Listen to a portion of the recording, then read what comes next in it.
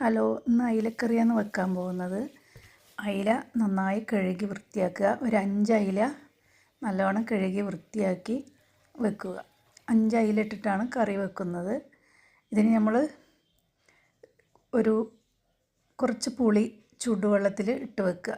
ചട്ടി വെച്ച് കുറച്ച് വെളിച്ചെണ്ണ ഒഴിക്കുക. ഒരു വലിയ തക്കാളി നല്ലോണം എണ്ണയിലിട്ട് വഴറ്റിയെടുക്കുക. എല്ലാ ഭാഗവും വഴറ്റണം.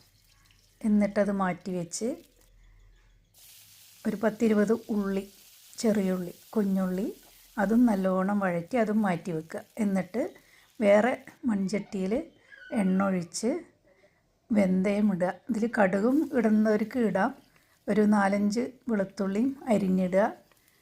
പിന്നെ ഇഞ്ചി നല്ല ചെറുതാക്കി അരിഞ്ഞ് അതും ഇടുക. ഉണക്കമുളക് ഒരു 3 എണ്ണം, പച്ചമുളക് ഒരു 3 എണ്ണം പൊളിച്ചിട്ട് അതും ഇട്ട് വഴറ്റുക. നല്ലോണം വഴറ്റിയ ശേഷം കുറച്ച് കറിവേപ്പില ഇടുക. പിന്നെ ഒരു സ്പൂണ് മല്ലിപ്പൊടി, 1 സ്പൂണ് സാദാ മുളക് പൊടി, 1/2 സ്പൂണ് മഞ്ഞൾപ്പൊടി, 2 ടേബിൾ സ്പൂണ് കാശ്മീരി മുളക് പൊടി. തീ ഓഫാക്കിയിട്ട് വേണം ഇത് ഇടാൻ. നല്ലോണം വഴറ്റി ഉള്ളിയും തക്കാളിയും പേസ്റ്റാക്കുക.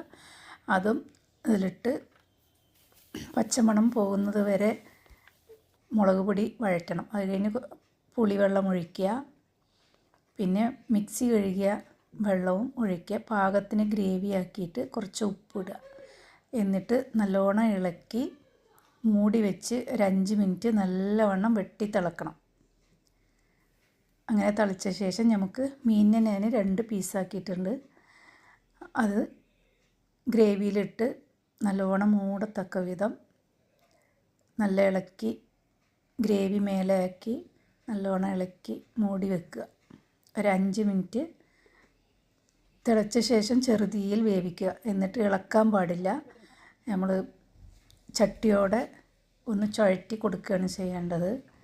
കരണ്ടിയിട്ട് ഒരിക്കലും ഇളക്കരുത്. 2-3 തവണ തുറന്ന് ഇളക്കി കൊടുക്കണം. എന്നിട്ടൊരു പാൻ വെച്ച് വെളിച്ചെണ്ണ ഒഴിച്ച് ഒരു 3 ഉള്ളി അതിലോട്ടിട്ട് ചുവക്കനെ അത് കറിവേപ്പിലയും ഇട്ട് കറിയിലൊഴിച്ച് ഒരു 10-15 മിനിറ്റ് മൂടി വെച്ച ശേഷം കറി വിളമ്പുക. സൂപ്പറായിരിക്കും കേട്ടോ. ഒന്ന് ഉണ്ടാക്കി നോക്കൂ, അടിപൊളിയാണ്.